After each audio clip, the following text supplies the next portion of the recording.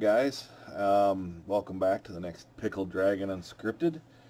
As you can see, the Joker's insidious plan continues. The hair gets messier and messier as it gets longer and longer. It's no good. It's no good. But so I got some cool questions that have been asked.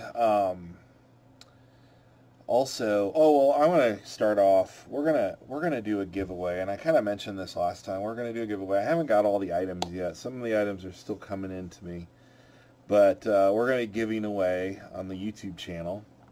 We've got a tale from the Yawning Portal, Tales. So you can run your 5e group through Tomb Horrors and watch them all die horrific deaths. We've got a red dragon. It says young, but it's on a huge size base, so it's a big young red dragon. So you can roast your players and watch them all die horribly. You get the theme here, right? I have one of the D&D board games, The Wrath of Ashladden. I can't even pronounce it right now. It's been a long writing day. I've got a lot of writing done, and my brain is fried. But it's a board game that has a lot of miniatures in it. It's one of the D&D board games with the tiles and whatnot. That one is on order. We've got Crown Royal bags. Now for you, this is the pint-sized ones. But for you guys, the old-timers out there, you'll all know that Crown Royal is the only dice bag that comes with whiskey. Well, in this case, the whiskey's been drank. But there are going to be liquid nebula dice in each of these dice bags once they come in. So we're going to have a good variety of things to give away here soon. All you have to do is subscribe, and when the time comes, when I tell you, you're going to have to comment on a particular giveaway video, and those comments, along with your subscription, are going to be used to determine winners. So we're going to have multiple winners, multiple tiers of winners for you guys, just for you guys. All you have to do is subscribe and watch and have a good time, submit questions. It'll be a good time. So, I also have something else I want to share. I always like to share something in every video.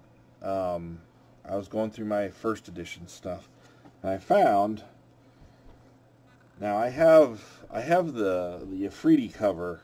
In fact, the Afridi cover Dungeon Master's Guide, the 1E Dungeon Master's Guide, was my original one that my brother gave me.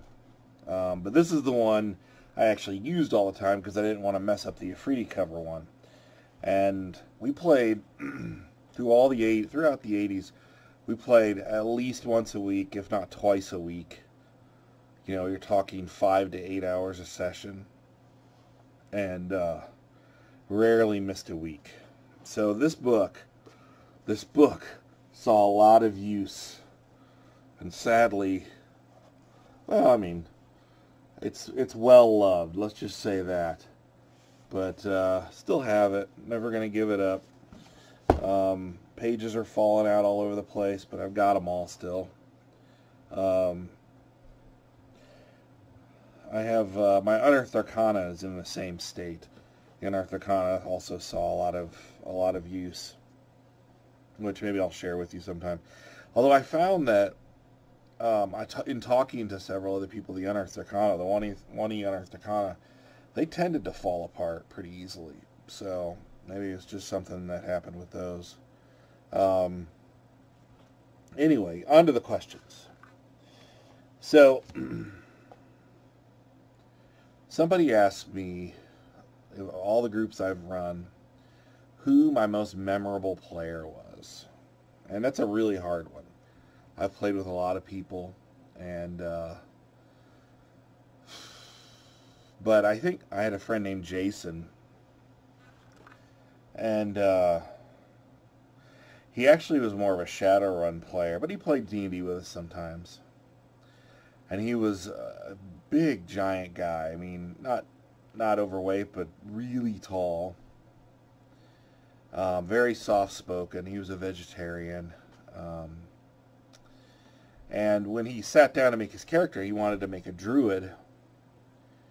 And I said, all right, well, let's talk about the backstory of the character. And first thing he said right out, he said, well, I want him to be a pacifist. And he never wanted to do harm to anyone. And this was back in 2nd edition. So his spells were all things like entangle and, charm spells, things that would never do harm to anyone. He would try his best to convince his fellow adventurers never to harm anyone. But it stood out to me because that's just who he was. And the idea of harming anyone, even like, and it's something I've thought about through the years, the idea of harming anyone, even someone who's not real, was something that was just repugnant to him. And he was one of a kind, and I wish the world had more people like him, because he wouldn't even go so far as to joke about it. That's just who he was, just a very kind and generous and peaceful person. And it stuck with me through the years. It's something that I always will remember. And he passed away a few years ago, and it's tough, but it's somebody I'll always remember. Maybe I'll share some stories for the future, some other players, but good old Jason, even when he played Shadowrun, he never carried a gun. So, interesting. Somebody asked me another question, and they asked me, well, I kept mentioning modules. And they're like, what is a module? And I'm like, I didn't really understand the question at first. And, the old-time players know about this, but, the single adventure, like if you pick up a copy of Tomb of Horrors or White Plume Mountain, it's a single adventure. That is a module to us, a single adventure. Whereas a campaign, like this I would call a collection of modules. Single, independent adventures that are meant to be run, standalone. A campaign, on the other hand, would be something like, Curse of Strahd. Curse of Strahd has multiple adventures all wrapped up in a single book with a single purpose. So all these little adventures you go on throughout Barovia lead you to your encounter with Strahd. That would be a campaign.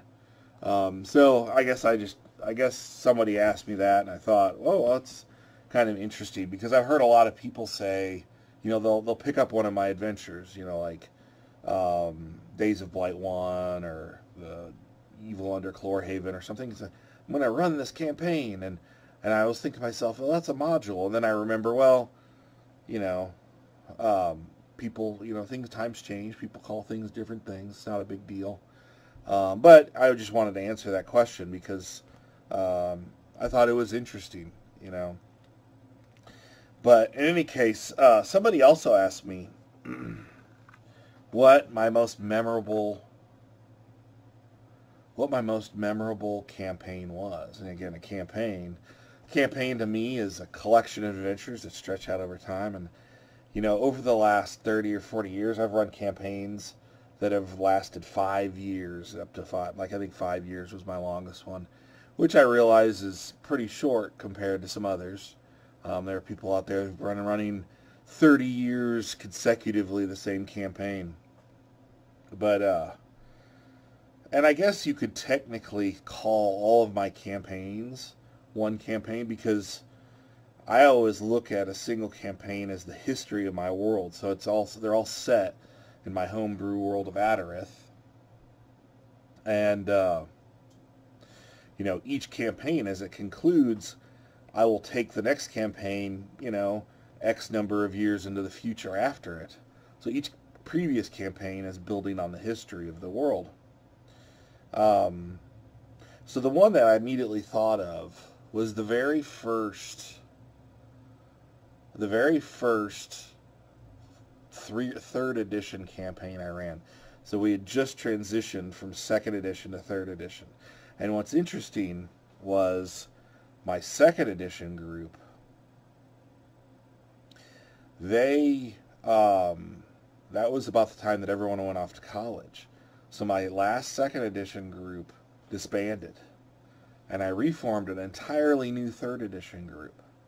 So not only was I starting with a new group, but also a new edition.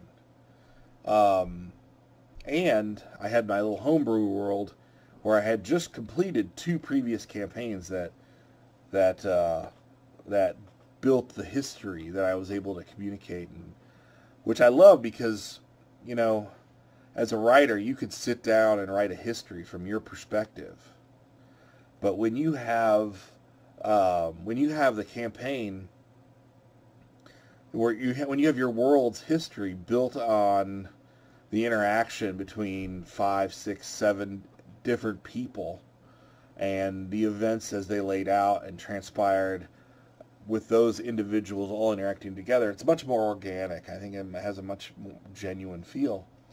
And so the last second ed campaign had concluded with them defeating Orcus. But they learned that they couldn't actually truly slay him. His spirit and had continued, and so they managed to imprison his spirit. And one of his strongest disciples was a blackguard, an old anti-paladin NPC class named Hans Drupal, and they had him imprisoned as well. Except he was actually physically imprisoned as opposed to his spirit just being bound. So the next campaign kicked off with the party, whole new group of people, set X number of years in the future. I can't remember how many years it was in the future. I think it was like an elf's life, so an elf's generation, 300 or 400 years in the future. And somehow Hans Drupal was still alive. And the party actually started in the town of Restonford. And in Restonford, it's kind of a hub of trade. There's lots of people coming and going. And there's all these rumors flying around. In the third edition group, they were soaking in all these rumors and trying to decide at first level where to go. Should they go... There was a rumor of a plague in the city in the north named Colburn. There was one player, his character history, he had written in that his mentor was somebody that was very dear to him. He had received news that his mentor had gone missing in the north as well, but further north there was a frontier town where he had gone missing. So he was pushing the party to go there, of course. And then there was also the rumor of bandits operating in the Restonford area. And if anyone knows about Restonford, it comes from the Secretive Bone Hill module, which I love. Well, the party decided that they were going to go north, but and they were going to go search for this other player's mentor. Well, before that could happen, bandits attack Restonford, and they break someone out of prison. And just outside of town, the party's hearing about the fighting as people are kind of fleeing from town. So they're coming back, and as they're coming back, they see somebody, he's limping along with the help of another person. He looks wounded, so the cleric heals him, and then they continue on to town. Well, it turns out that the blackguard from the last campaign was imprisoned in the Restonford dungeon, and that was the blackguard. He had gotten away with the help of this other bandit, and the party healed him before rushing to town to find out what had gone on, which was kind of funny to me, that they had encountered him in the most vulnerable spot that they could have possibly encountered him. He'd been in this dungeon for 300 or 400 years and hadn't aged a day, you know. So, and it's funny when they realized it much later. But in any case, they eventually went north, and when I build my campaigns, I like to drop seeds of different goings-ons here and there. so they bypass the town where there's the plague, and they don't really learn much about what's going on with the plague, but they bypass it, and they go north to this little frontier town where Maedros's mentor had gone missing. And on the way, they encounter this orc, and as they get close, this orc's stumbling along, almost like he's undead. But one of the things I had made very clear in this campaign was that undead hadn't been seen since the defeat of Orcus. So they wanted to investigate because he was kind of shambling along. When they got to him, they noticed his mouth was full of all this vermin and worms, and he lunged for them. And an arrow whistles out of the woods, and there's a centaur there screaming at the party to get away from it, get away from it. So they get away from it.